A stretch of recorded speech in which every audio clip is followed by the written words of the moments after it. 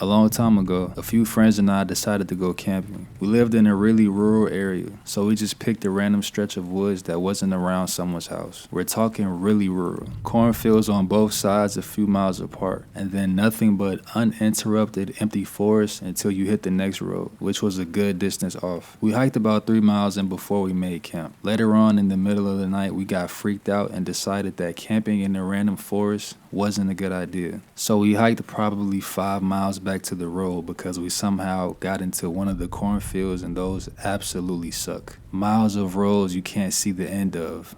Not being able to see your friends to your left or your right through the stalks. Pretty unsettling. Not to mention that the reason we decided to go back to the car in the first place was because we heard this random noise rustling around us the whole night that followed us until the last 20 feet before the road.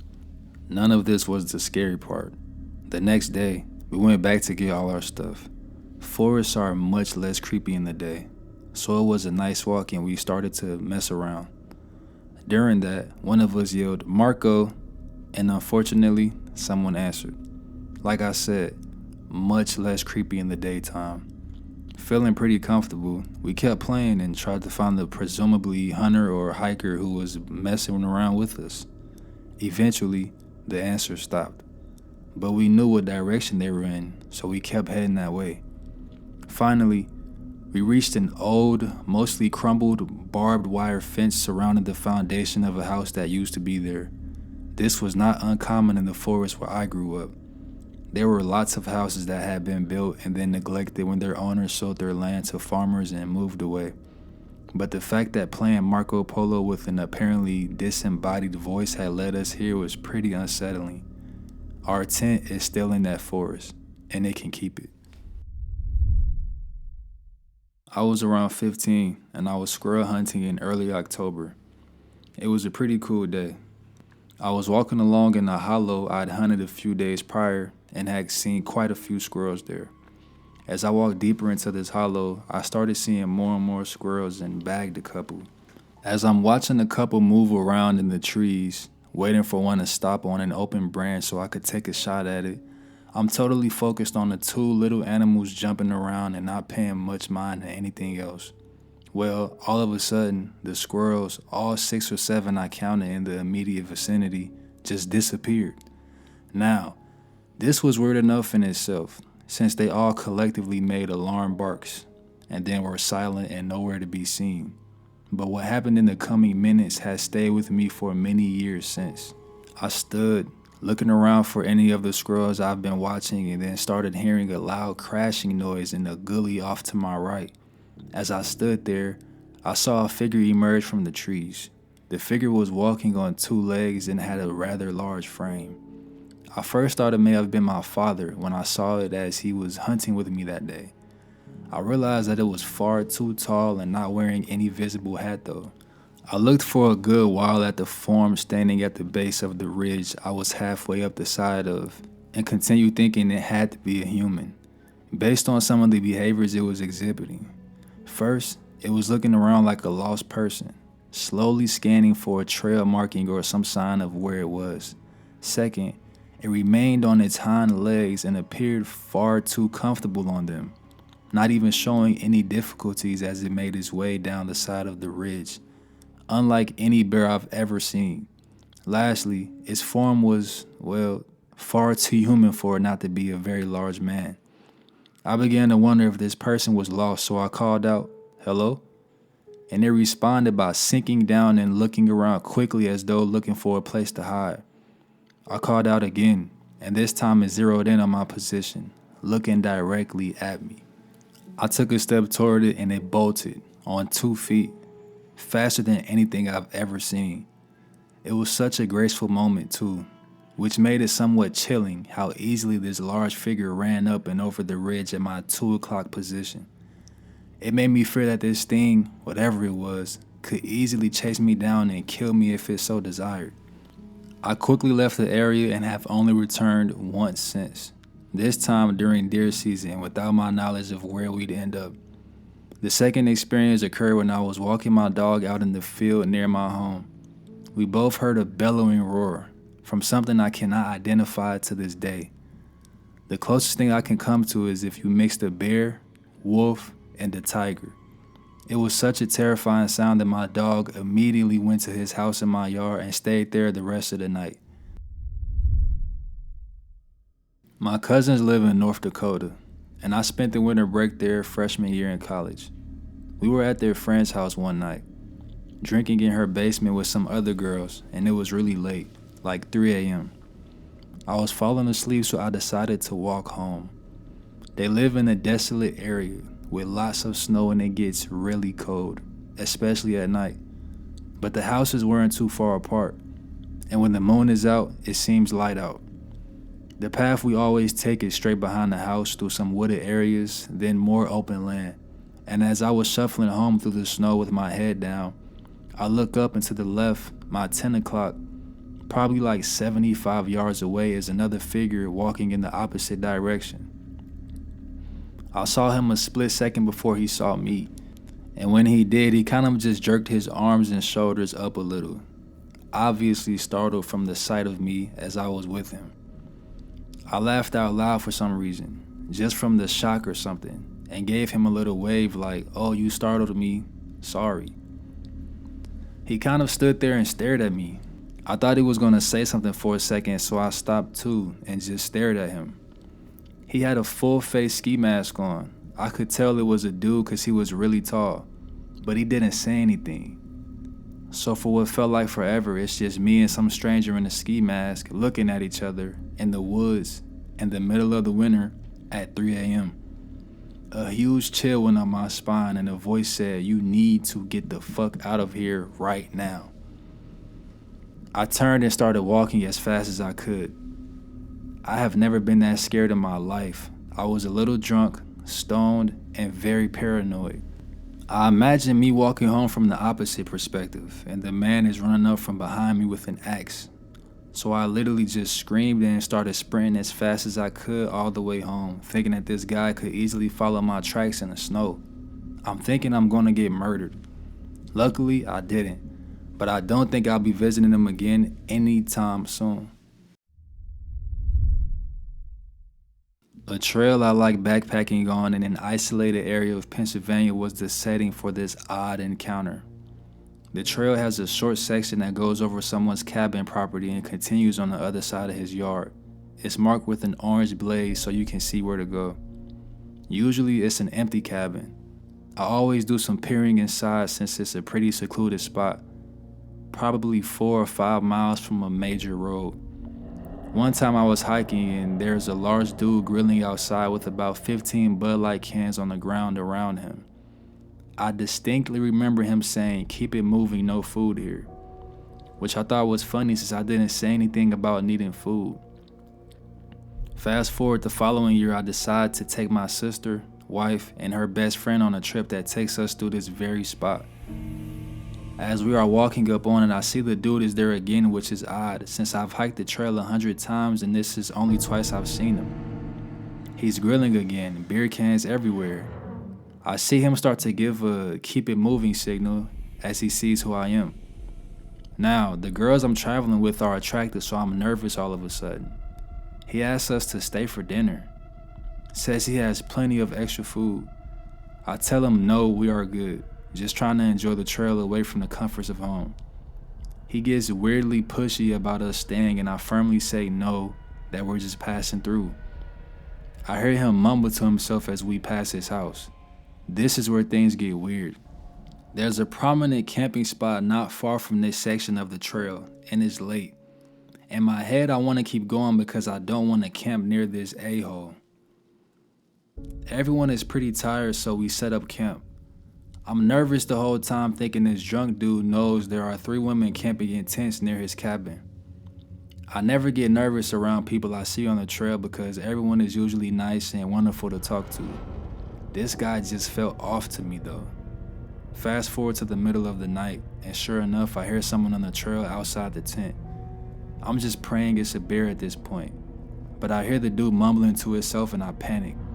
I hear him now in the camp. He's going through our stuff and is pissy drunk. Fuck. Okay, think. I realize I have a blowhorn on my pack I use on the trail to scare animals off should I encounter any. So I unzip the tent slowly and roll out. Dude is fumbling around and it's scary as hell because it's the middle of the darkness in the middle of nowhere. I start to run towards him and blow my air horn repeatedly and it's loud as hell. Everyone in their tent starts screaming. The dude nearly shits his pants and starts bumbling the hell out of there. Everyone is so shooken up at this point we pack up and night hike out of there. Worst experience I've ever had. Me, my boyfriend, and our dog went camping in Canada. I've been here well over 20 times. Midweek, early in the season for most people. We got the place to ourselves. Around dusk, two guys bomb up the road on quads. Had to go past my car to get to the river. We don't think anything of it. About an hour later, one guy left. The other guy is still at the river, so after a bit, I go ask if everything is all good with his quad, thinking maybe he ran out of gas and his buddy went to go get more. This dude was very surprised by the fact there were people there. Had no idea that they went right past my car and our campsite. Apparently his quad was fine, so I head back to our site. We're peacefully making dinner in here yelling over the sounds of the river. Both of us thought it was odd, but hey, people are weird. He's yelling things like, "Fuck you, you ruined my life," and unintelligible angriness. About an hour of this and we're wondering what the deal is. It's full dark, we've got the campfire going and Buddy fires up his quad. We're a little bit higher up the road, maybe 5 feet, and he stops at the entrance to our site. My boyfriend walks over and Buddy is all, "Oh, there's people here?" and starts asking questions about how many people and how long we've been there for. My boyfriend lies and says there is a few of us and more coming. Smart man. Buddy goes off on his quad past my car, which is parked about 10 feet down the road on the way out. About 10 minutes later, he comes back, past the car, past our site, and has some more strong words with the river. Another half hour of yelling and he gets back on his quad, goes to drive back out and stops right near my car. We're definitely weirded out at this point and didn't want my car trashed. My boyfriend takes the hatchet and goes to get something out of the car. Buddy is once again surprised by our presence. Buddy leaves again. But not 20 minutes go by and he comes back. It's about 11 p.m. now. We were drinking, but now we're stone cold sober. Buddy stops his quad just below the campsite.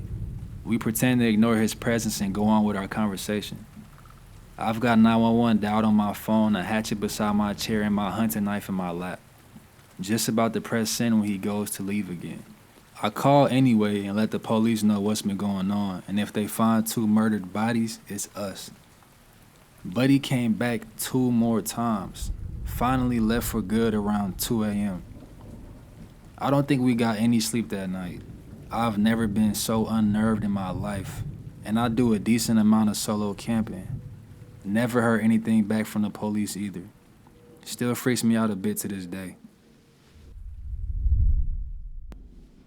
I've got a ghost story for the ages. Absolutely true. Cost me a decade off my life. Back in the 80s, I made frequent trips from Minnesota to Connecticut to visit family. The drive, all interstate, is largely boring. Wisconsin and Pennsylvania are pretty, but nothing spectacular. So sometimes I get off the highway and drive secondary roads to meet real people and see the scenery up close and personal. In early June '85, I decided to slow down and take 3 days to make the drive. The third night I spent in the hilly country east of Franklin and near Tionesta, Pennsylvania. Here the Appalachian Mountains are all folded and scrunched up into fascinating ridges and valleys. Interesting stuff to a geologist. Land use closely follows the physical geography. Forested ridges, agricultural valleys. And yeah, it's pretty. On May 31st that year, an outbreak of severe tornadoes raked over western and central PA. Long track F4 and F5 tornado damage that bordered on the faintly insane. Somewhat by accident, I arrived into this area a couple days after the storms. The region looked like a war zone. Houses and reinforced buildings swept clean from their foundations. Road asphalt scoured to dirt. Entire mountainsides looked as though a giant comb and hand mixer hand braided together 100-foot tall trees in a forest. Everywhere trees were festooned with tightly wrapped metal, signs, house insulation, and debris. It was frightening. It was also fascinating enough that I elected to spend the night so I could study the region more the next day.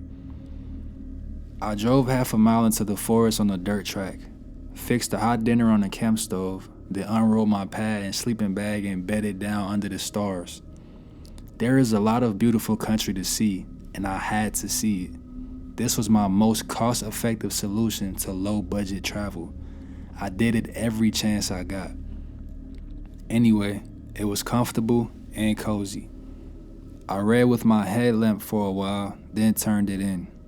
A brook chuckled in the forest, an owl in the distance. The stars wheeled overhead where the trees thinned to meadow nearby. It was a beautiful, silent night. So quiet that in the middle of the night I woke, not sure what I had heard. Dark night punctuated by stars, no moon, inky black. Crack. A small stick snapped, then another. More like a crackle. Slow movement. I don't spook easily.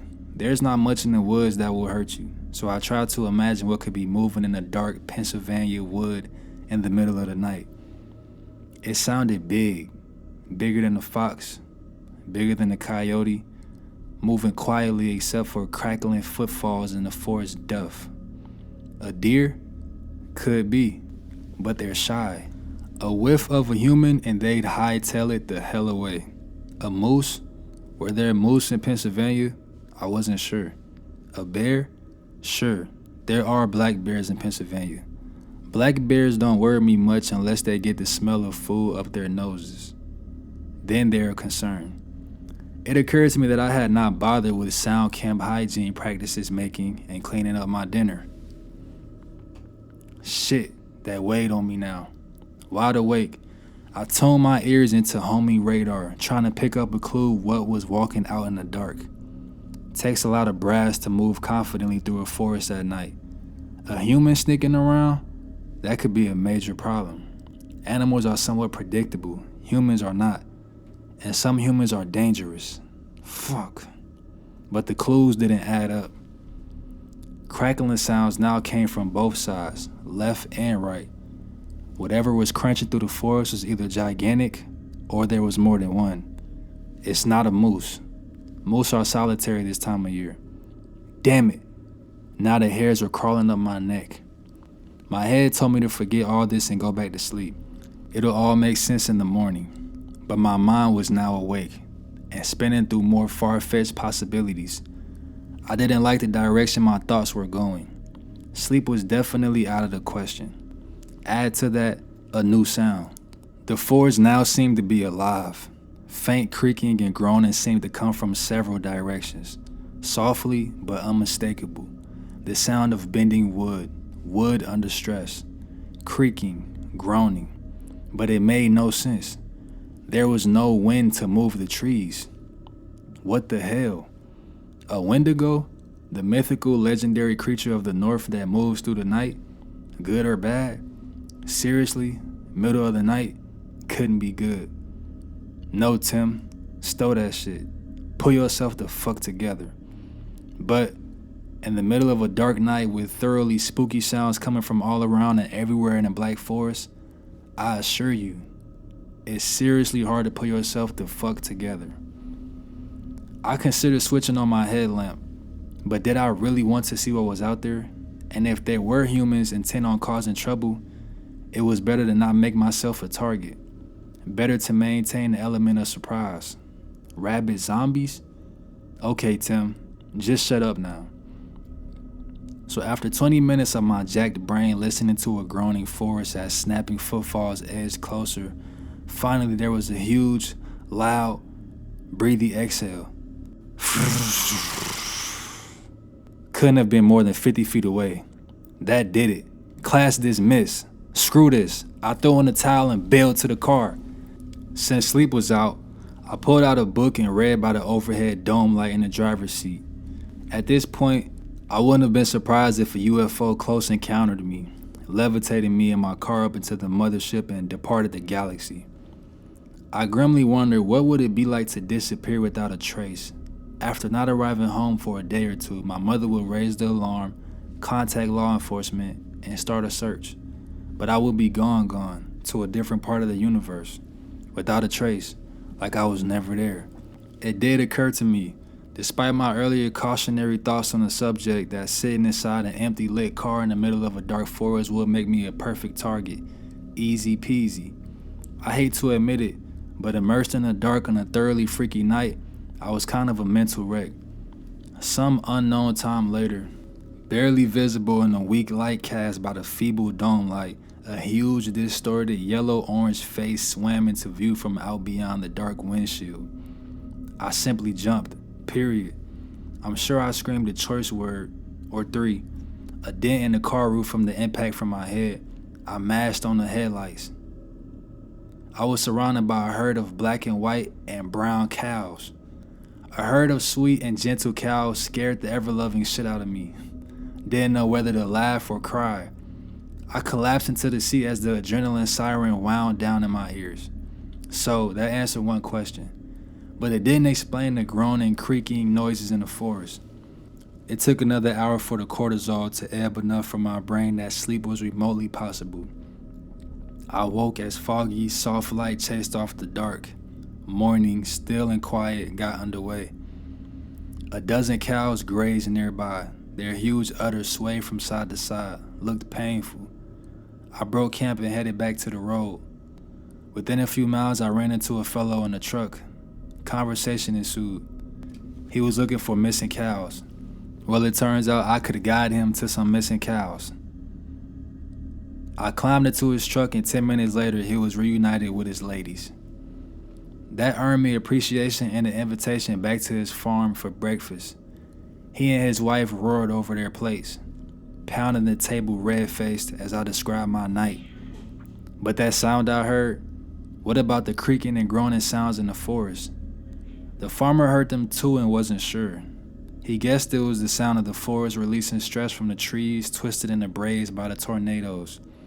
The scariest thing that ever happened to me in the woods? Don't laugh. I damn near lost my mind because of a herd of wayward cows.